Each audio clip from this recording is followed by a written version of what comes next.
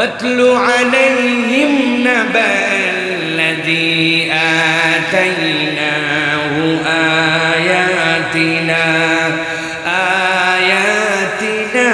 فانسلخ منها فأتبعه الشيطان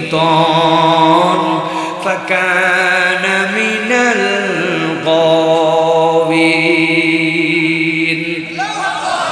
আমার আল্লাহ রাব্বুল আমিন বলছেন, ও আমার হাবিব, আপনার প্রতি এখন যে ওহী দেওয়া হচ্ছে এই ওহীর ভাষাটা হচ্ছে ভিন্ন রকম। ওয়াতলু আলাইহিম, আপনি আপনার উম্মতের কাছে এটা তেলাওয়াত করেন। কিয়ামত পর্যন্ত আর কোনো নবী আসবে না। আপনার কাছে যে দায়িত্ব দেওয়া হলো, কিয়ামত পর্যন্ত একটা সংবাদ আপনাকে দেওয়া হবে। ওই সংবাদটি আপনি আপনার উম্মতের কাছে তেলাওয়াত করে দেন।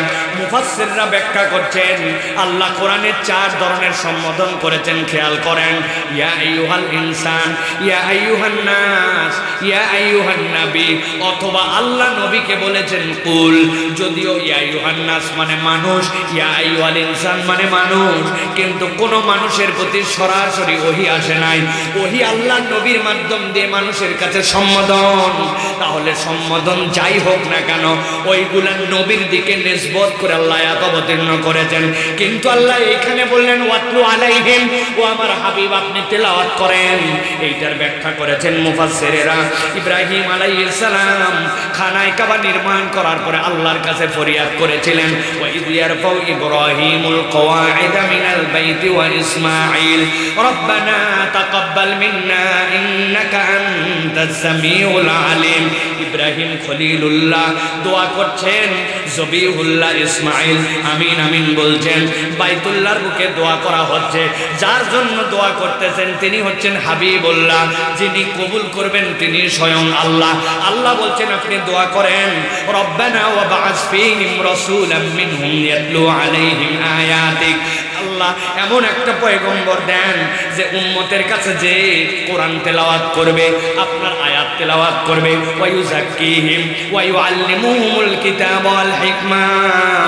আল্লাহ রাব্বুল আলামিন ইব্রাহিম আলাইহিস সালামকে 2টা সন্তান দিলেন। বড় সন্তানের নাম ইসমাঈল, ছোটজন ইসহাক।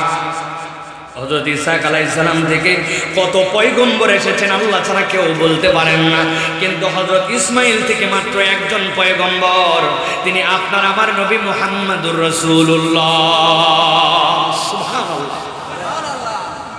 আল্লাহ নবী বলছেন, আমি ইব্রাহিম আলাইহিস সালামের ওই দুয়ার ফসল। আল্লাহ বলেছিলেন ওয়াতলু আলাইহিম মিলান, ঠান্ডা মাথায় কথা বোঝেন। আল্লাহ বলছেন ওয়াতলু আলাইহিম নাবা আল্লাযী আতাইনাহু আয়াতিনা, আপনার কাছে এমন একটা সংবাদ দেওয়া হচ্ছে যে সংবাদটা আপনি আপনার উম্মতের কাছে বলেন। আল্লাহ বলছেন সংবাদের ভিত্তিটা কি? আল্লাযী আতাইনাহু আয়াতিনা, আমি একজনকে আমার পক্ষ থেকে আল্লাহর আয়াত দিয়েছিলাম। ফানসালাখা মিনহা, ওই কমবক্ত আমার আয়াত চেনার পরেও বোঝার পরেও মানে নাই, বরং সেখান থেকে সে ইচ্ছাকৃতভাবে মুখ ফিরায় নিয়েছে। আব্দুল্লাহ ইবনে মাসউদ বলছেন এই লোক নবীর সময়ের কেউ নয়, এই লোক ছিল হযরত মূসা আলাইহিস সালামের কওমের। ওই ফেরাউনের সময় লোকটার নাম ছিল বালআম ইবনে আবার। যোগ্যতা কি ছিল বালআম ইবনে আবার? ওই কওমের মধ্যে এমন মুখলেস, এমন আল্লাহর ওলি ছিল, আল্লাহর কাছে খালি দোয়া করতে দেরি, দোয়া কবুল হতে এক মুহূর্ত দেরি হতো না। আল্লাহু আকবার।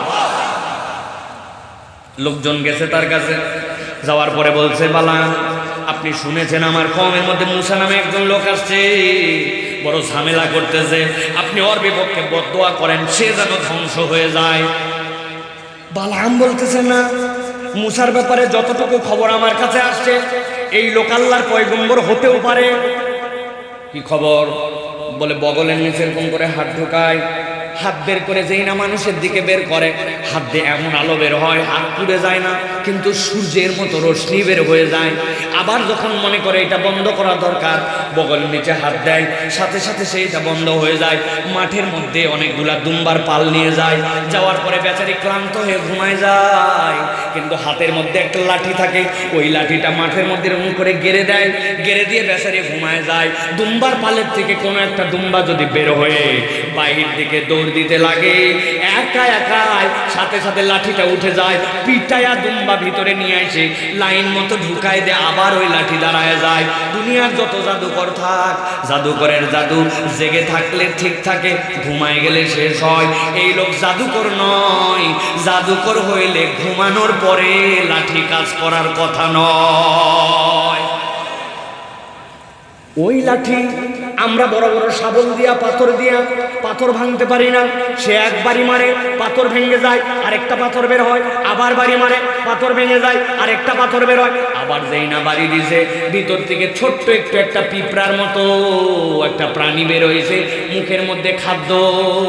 সে সাথে সাথে বলতেছে, জেনে রাখো মুসা, আমার রব আমাকে ভুলে নাই, ইন্নাহু ইয়ারযুকুন, নিশ্চয় সেই রব আমাকে 3 পাথরের ভিতরেও খাদ্য আমার ঠোঁটে পৌঁছায়া দেয়।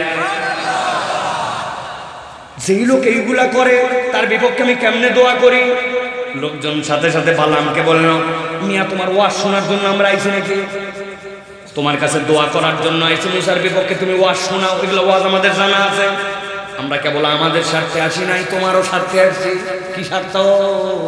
বলে মুসা যদি এই কাজ করে আর ভেলকি দেখায়, তোমার দপ্তরে মিয়া মানুষ আসবে না, তখন তার কাছেও মানুষ লাইন লাগাবে, তোমার কাছে কেউ কথা শুনতে আসবে না, হাদিয়া তো বাসবে না, তোমার খানখা চলবে না মিয়া, তোমার স্বার্থে আসছি। ওকে যদি ধ্বংস করে দাও তুমি একাই পাম। পাম্পটটি গিলে নিছে, গিলে নিয়ে আল্লাহর কাছে দোয়া করছে, আল্লাহ মুসাকে ধ্বংস করে দাও। আল্লাহ বলছেন, যেই নাই দোয়া করেছে, আল্লাহ আয়াতে কারিমা অবতীর্ণ করেছেন, নবী খবর দেন, আল্লাযী আতাইনাহু আয়াতিনা, যেই ব্যক্তির কাছে আয়াত দেওয়া হয়েছিল, আয়াতটা সে চিনত, কিন্তু অপরাধ একটা করে বসলো, ফানসালাখা মিনহা, সে চিনে বুঝেও আল্লাহর আয়াত থেকে মুখ ফিরায় নিল। আমি আপনাদের কাছে জিজ্ঞাসা করতে চাই, আমাদের সমাজে এরকম মানুষ আছে কিনা যারা আল্লাহর আয়াত চিনে, ফরজ জানে, হারাম জানে, কিন্তু তারপরেও জেনে বুঝে আল্লাহর আয়াত থেকে মুখ ফিরায়? দেখেন তো, আমি একটা লোককে চিনাই দেই, আপনাদের এলাকায় আছে কিনা এরকম? 28শে রমজান, 29শে রমজান ঢাকা থেকে রওনা হয়েছে, বেনাপোলে ঈদ করার জন্য আসবে। গাড়িতে কোনো সিট না, অনেক কষ্ট করে ভিতরে ঢুকছে, ঢুকার পরে রড ধরে দাঁড়াইছে, পা ফেলার জায়গা নাই, গাদাগাদি লোক। হঠাৎ করে যেই না আমিন বাজার পার হয়েছে, সাভার পার হয়েছে, আসরের আজান, আল্লাহু আকবার, আল্লাহু আকবার, এইটা শোনার সাথে সাথে তার মনে হয়েছে আসরের নামাজ তো পড়া লাগবে, কিন্তু ওই বেচারি যে বাস থামাবে উপায় নাই, নামবে যে কায়দা নাই, ওই জায়গায় যে দাঁড়ায় নামাজ পড়বে কিবলা ঠিক নাই, ওযু করবে সে উপায় নাই, তায়াম্মুম করবে সেরকমও পরিবেশ নাই। ওই লোক তরপাতে আসরের ওয়াক্ত পার হয়ে গেছে, মাগরিব এসে গেছে। বুঝে থাকলে উত্তর দিবেন, না বুঝলে চুপ করে থাকবেন। এই লোকটা যে নামাজ মিস করলো, নামাজ পড়তে পারলো না, এই লোকটা কি নামাজটা যে ত্যাগ করলো, এইটা কি ইচ্ছাকৃত না অনিচ্ছাকৃত? অনিচ্ছাকৃত। তার ইচ্ছা ছিল কিন্তু উপায় করতে পারে না, ঠিক কিনা? কিন্তু আপনাদের এই এলাকায় এরকম লোক আছে কিনা? আসরের আজান হয়ে যায়, মসজিদের পাশে ক্যারাম বোর্ড খেলে, মোবাইল খেলে, সাইড দোকানে আড্ডা দেয়, মাঠে কাজ করে, কোনো অজুহাত নাই, কিন্তু তারপরেও নামাজ বাদ দেয়, নামাজ পড়ে না। এখন সুযোগ থাকার পরেও যেই লোক নামাজ বাদ দিল, এই লোকটাকে নামাজ অনিচ্ছায় বাদ দিছে না ইচ্ছায়?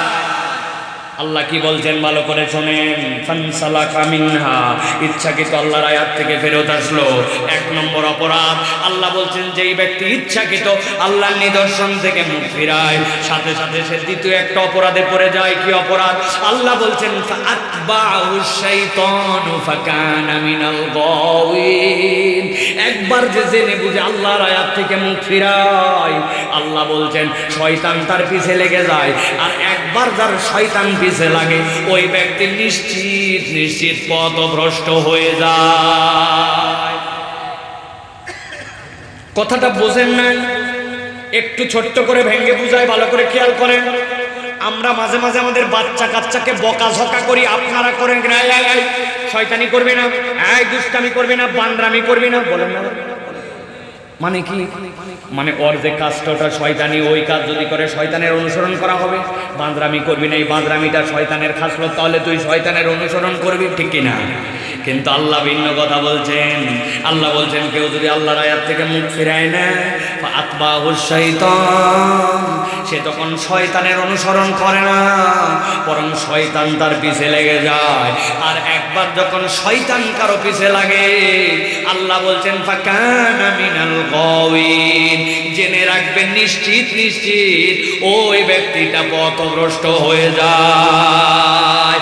আমরা আমাদের সমাজের অনেক প্রমাণ দেখেছি, ডায়লগ মারে প্রত্যেক রাত্রে 70 রাকাত তাহাজ্জুদ পড়ে, ফজরের নামাজের পরে যায় নামাজ খোঁজে, কিন্তু আলেম ওলামাকে ফাঁসি দিতে তাদের একবারও হাত কাঁপে নাই।